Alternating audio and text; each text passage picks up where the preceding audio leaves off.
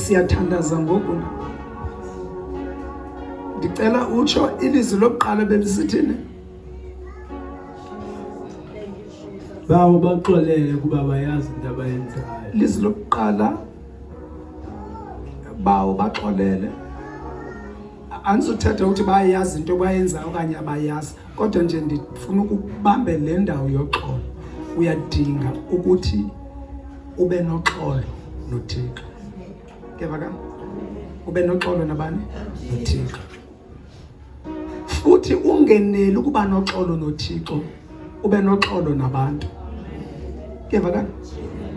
Ungeneli ukuba noxolo nabantu nje, ube noxolo nesiqu sakho. Zingabe into ndishilo?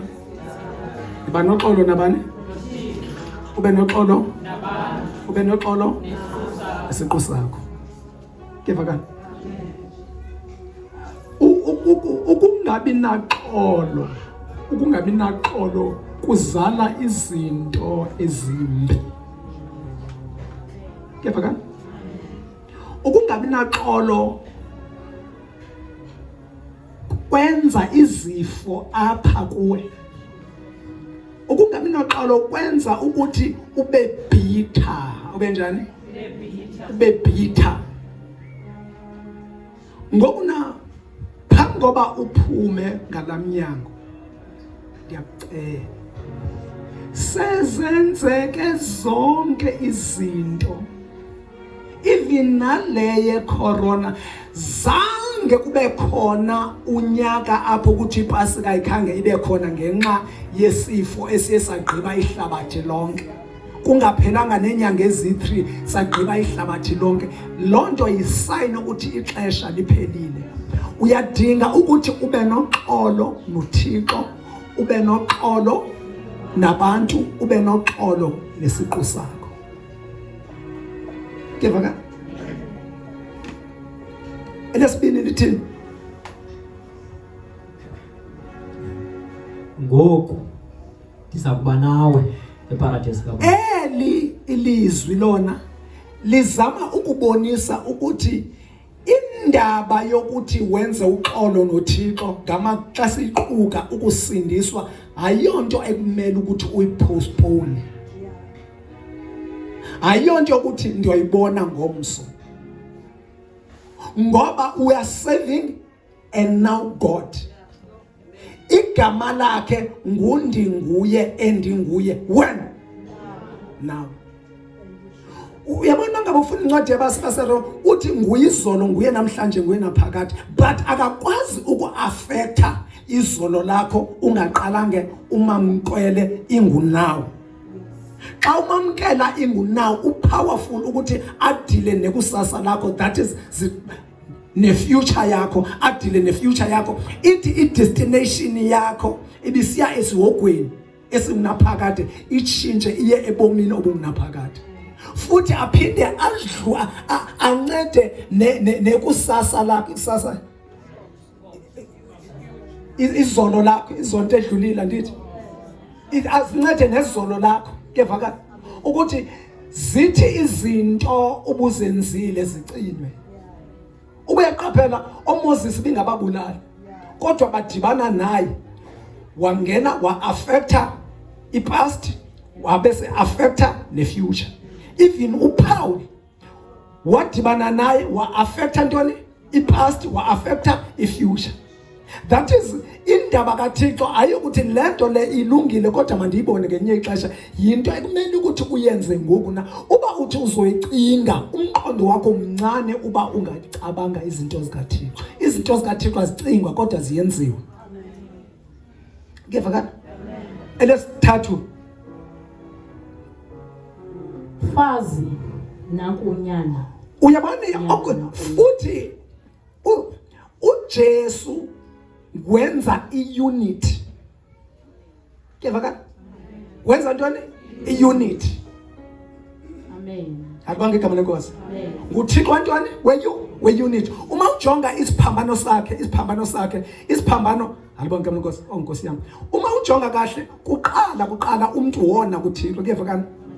wona umuntu before umuntu wene vertical connection with God, with relationship between umuntu noThixo imile so is straight ngevakala wona umuntu asobonile yathi njengoba ibi vertical yabe seyilale yabangibani yaba minus ngevakala yabangibani wabe sesiza uJesu wazokwenza uplus isiphambano sakhe ezosidibanisa noThixo, usidibanisa noThixo udibanisa nabantu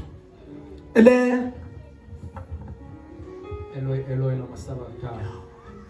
Hayi Nkosi yami. Sovuma. Yabona kuyenzeka njengoba siphila apha iqhawuke irelationship phakathi kwakho noThixo. uJesu la akazange njengoba sithetha nje ubethelele kuyevakala. Izikhonkwane zibe sezandleni nalapha ezinyaweni zizikhonkwane.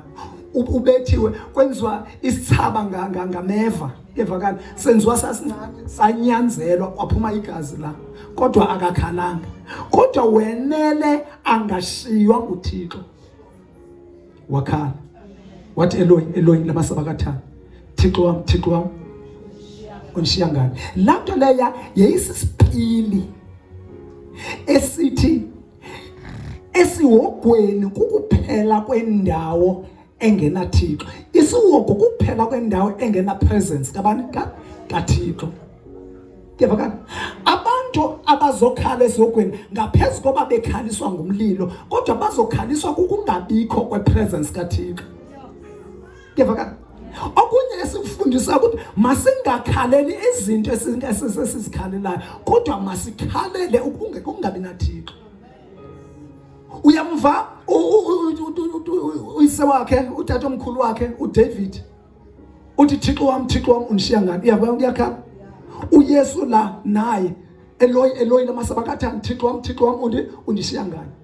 Okunye futhi phaya okwakukhala wayikhalela ukusinikeza irelationship.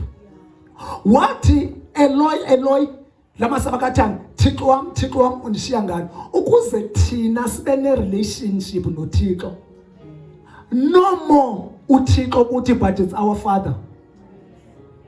Kuyavakala yabantu bangaba ufunda incwadi yabaseRoma uthi umoya esidwanduluka ngawo sithi Abba Father. That is xa usindiswa ayingoThixo kuwe ungutata. Kuyavakala uYesu wathi Eloi lama sabakthani that is Thixo wami unishiya ngani ukuze wena uthini uthi Abba Dada. Kuyavakala yabona i-relationship yes anything dinqaniwe ukunqanwa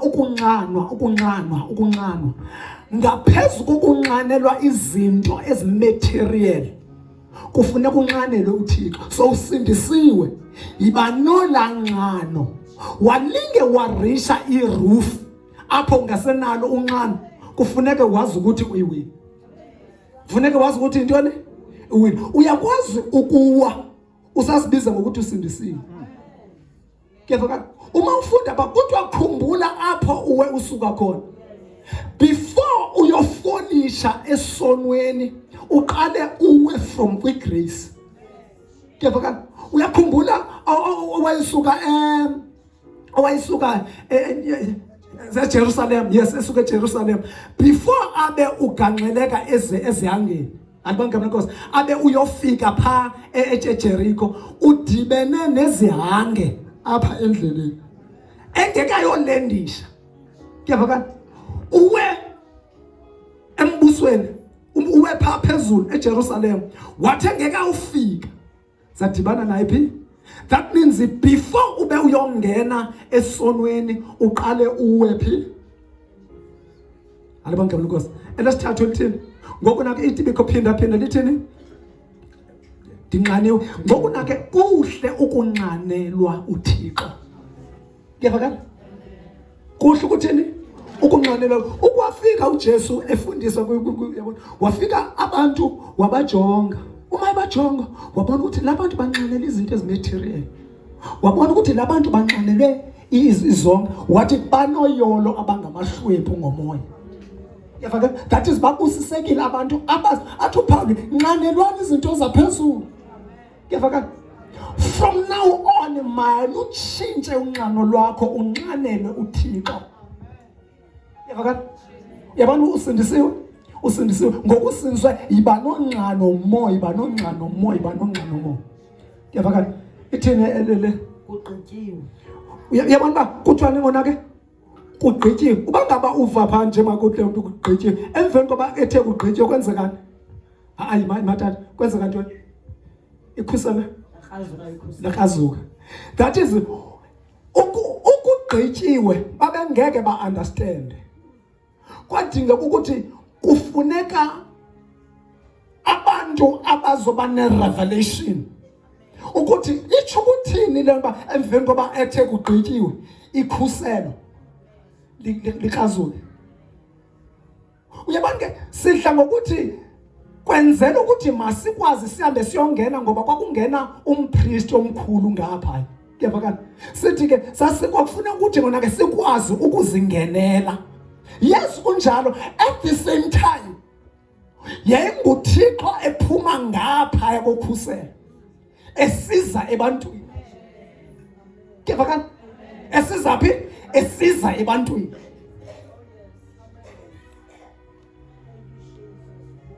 Ngoba nake ufuna na uthatha step usondele kuye. Ungemi. Kuyavakala elelezisile. Bawo ndinikele ezandleni zakho moya wakho. Uyabona bawo ndiunikela phi? Ezandleni. Lokugqibela lifuna ukuthi uvulekelwe ingqondo. Yabona umuntu ozothi hayibo lento nje ukuthini vuka ndizinikele kuYesu owafayo. Elalizwi kukhona into efihliwe phaya ukuthi uYesu noba wayengabethwa abethwe abenhlakanhlaka xa wayethanda wengeke afe. Yafakani? Xa wayethanda wengeke athini? Wengeke afe. Wathatha i-decision yena ukuthi athi ndiyawunikela. Yafakani? Ndithini? Ndiyawunikela into umoya wami. uYesu wawunikela ngokwakhe umoya wakhe. Ngokunithi ukuthi wow lo Jesu akazange abulawe nje kodwa yena wavuma. Uthemba hayi ngokulandela uYesu njalo. Hayi ngokuthi sizilahlela uYesu njalo. Owoyisa ukufa kuthi ukufa sekufikile kuye kungabi namandla kuye. Kungabi namandla kuye ukufa until yena vume ukuthi ndiyafana ndiyazinikela umoya. Ndiyawunikela ezandleni zakho umoya wakho. Kuyafakana? uYesu njalo uthemba hayi ngokulandela uyayifela amazwi la onke nje ukuthi lento ilanti kanjani. Ngokuna kuthethwa nabantu uthetha ngenhlobo zabantu abantu abaye bahlale phansi umuntu ayijonge azama ukuyianalyze lento yensindiso athi ndizomthini uYesu owabulawayo. Wabethwa yabethwa kodwa yena wathi ezandleni zakho ndiyawunikela into umoya. Phela uYesu wabethwa